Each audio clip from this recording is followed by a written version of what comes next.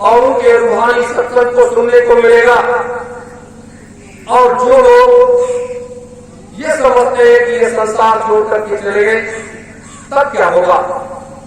तब वो सब दिखाई, जैसे सूर्य निकलता है, सुबह निकलता है, शाम तक रहता है, हम लोग कहते हैं कि सूर्य निकल आया, उसके प्रकाश में हम प्रकाशमय हैं। उसी तरीके से, उसी तरह से जब वो प्रकाश निकलेगा, जब वो सूर्य निकलेगा, तो पूरा संसार प्रकाशमय हो जाएगा, पूरा संसार प्रकाशमय हो जाएगा। और सत्य का वो पौधा वहां पर लग जाएगा। और उसके बाद होगी चौथे महायुद्ध की तैयारी। उसके बाद चौथे महायुद्ध की तैयारी होगी। और उस चौथे महायुद्ध में 3000 महात्मा सतयुग, त्रेता, द्वापर और कलयुग के वो वहां पर आएंगे। 3 लाख शत्रु निकल करके आएंगे। करोड़ों करोड़ों का एक विशाल संगम होगा। उस महायज्ञ में एक विशाल महासंगम होगा और 3 महीने तक वो महायज्ञ चलेगा। 8 घंटे रोज यज्ञ हो गए। एक यज्ञ वेदी पर 10 लोग और एक महात्मा बैठे होंगे। यह सतयुग लाने की तैयारी चल रही है। यह एक बहुत बड़ा बृहद कथा है मेरे धर्म प्रेमी गुरु भाई बहनों। इसकी व्यवस्था आज के 3000 वर्ष पहले ही बना ली गई थी कि कैसे इसकी व्यवस्था होगी, क्या होगा। भगवान शिव को प्रेरित किया गया।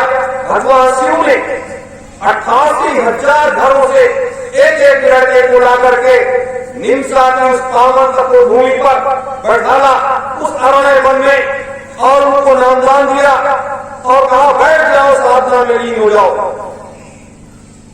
और वो महात्मा 72 वर्षों तक ऐसे बैठे रहे, साधना में लीन हो गए। उनके गुरु भगवान शिव थे और भगवान शिव के द्वारा दिया गया वो नामदान 72 वर्ष जब पूरा हुआ, उनकी साधना पूर्ण हुई। पूर्ण होने के बाद तब वो परमात्मा, वो महाप्रभु प्रकट हुआ। कहा ऋषियों आपको क्या चाहिए? ऋषियों ने एक स्वर से कहा, हे प्रभु मुझे कुछ नहीं चाहिए, हम ये चाहते हैं जब आप कलिकाल में अवतार में तो एक ऐसा महायज्ञ करें, एक ऐसा यहाँ पर महायज्ञ करें जो भूते न भविष्यते, जो भूते न भविष्यते, जो न कभी किसी युग में हुआ है और न कभी किसी आने वाले युग में हो।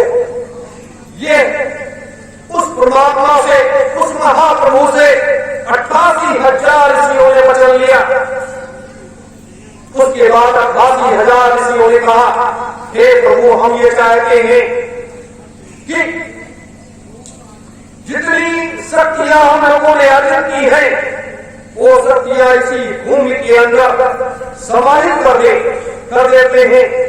और जब आप यहां पर आएंगे ये महायज्ञ करने के लिए, तब इन शक्तियों की आवश्यकता पड़ेगी, क्योंकि उस समय कलिकाल की तपिश इस तरीके से हो जाएगी कि पूरा संसार शक्ति विहीन हो जाएगा। किसी के पास वैसी आध्यात्मिक शक्ति नहीं होगी और उस समय शक्तियों की आवश्यकता पड़ेगी, क्योंकि आज का वातावरण आपको दिखाई दे रहा है। परमात्मा ने तथास्तु कह करके उसने साहस स्वीकार कर लिया और स्वीकार करके महात्माओं ने वो अपनी उस शक्ति को पृथ्वी के अंदर समाहित कर दिया। मेरे धर्म प्रेमी गुरु भाई बहनों, कह देने से कि कलयुग जाएगा सतयुग आएगा, या कलयुग जा रहा है सतयुग आ रहा है, ऐसे कलयुग जाता नहीं, ऐसे सतयुग आता नहीं, ऐसे कोई राजपाट छोड़ नहीं देता। उसके लिए बड़े बड़े संघर्ष करने पड़ते हैं मेरे धर्म प्रेमी गुरु भाई बहनों। फिर उसके बाद उन महात्माओं ने 3 साल तक वहां पर यज्ञ किया और उस यज्ञ कुंड से एक ज्योत निकलने लगी। ज्योत का अपार प्रकाश निकलने लगा और वहां लोग जाते थे, उसके आसपास बैठते थे, साधना करते थे, सिद्धियां उनको प्राप्त हो जाती थी और वो तीनों लोगों में जाकर के भ्रमण करके चले आते थे। क्योंकि वहां महात्माओं की शक्ति का अपार प्रकाश था।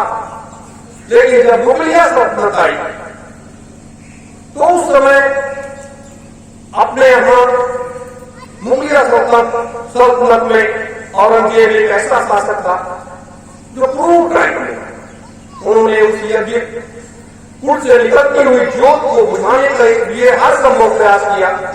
तमाम पशु पक्षी उसमें काट करके डाले जाने लगे, लेकिन वो यज्ञ कुंड बुझा नहीं। फिर काशी के पंडितों से पूछा गया कि ये कैसे बुझेगा। उन्होंने बताया कि आप हजारों देवियों को नग्न स्थिति में खड़ा कर दो, बुझ जाएगा। ऐसा किया, वो बुझ गया। वहीं उसी यज्ञ कुंड पर युग परिवर्तन सतयुग स्थापना महायुग की धर्म ध्वजा लगाई गई, जो चारों तरफ फैलती है और जब से लगी है तब से देश और दुनिया में जो कुछ हो रहा है वो सबके सामने।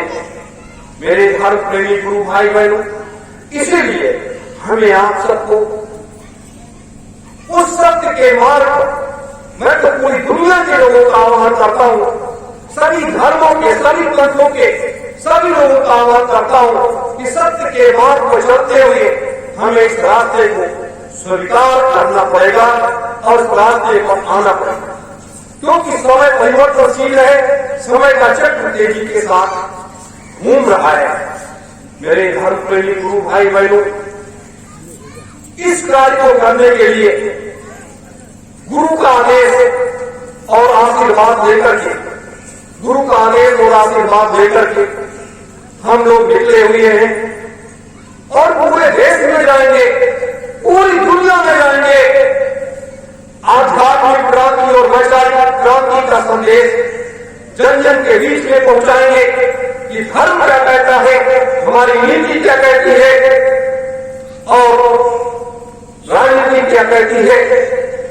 देश और दुनिया को अगर बचाना है, अगर लोगों को सही रास्ते पर लाना है, जैसे आज बड़े पैमाने पर लोग मांस का सेवन करते हैं, शराब का सेवन करते हैं, तमाम तरीके से नशे की चीजें लोग खाते पीते हैं, तो ये बुराइयां ही तो है। परमात्मा ने हम आपको एक अच्छा इंसान बना करके इस लोक में भेजा है और खाने पीने के लिए अच्छी व्यवस्थाएं भी दिया है कि मनुष्य क्या खाएगा, पशु पक्षी क्या खाएंगे, जीव जंतु क्या खाएंगे, सबका एक निर्धारण किया है।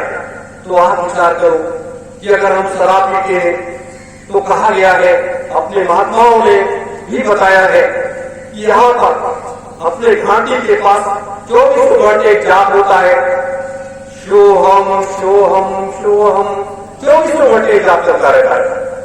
तो जब हम इसके अंदर शराब लेकर के जाते हैं तो परमात्मा जहाँ कहा गया जूठन बदलता है, हमारे जूठन को बदलता है, तो क्या परमात्मा उसे स्वीकार करता है? जब हम मांस इसके अंदर लेकर के जाते हैं तो क्या परमात्मा उसे स्वीकार करता है? कदापि परमात्मा स्वीकार नहीं करता। हम तंबाकू खाते हैं, गुटखा खाते हैं, सिगरेट पीते हैं, तमाम गंदी चीजें खाते पीते हैं, तो परमात्मा स्वीकार नहीं करता। और हम लोग कहते हैं कि हमारी साधना नहीं बनती, हम जब बैठते हैं ध्यान साधना करने के लिए तो बनता नहीं है, हमें कुछ दिखाई नहीं देता, हमें कुछ सुनाई नहीं देता। तो जब हम गंदी चीजों का व्यसन करेंगे तो कैसे दिखाई देगा, कैसे सुनाई देगा?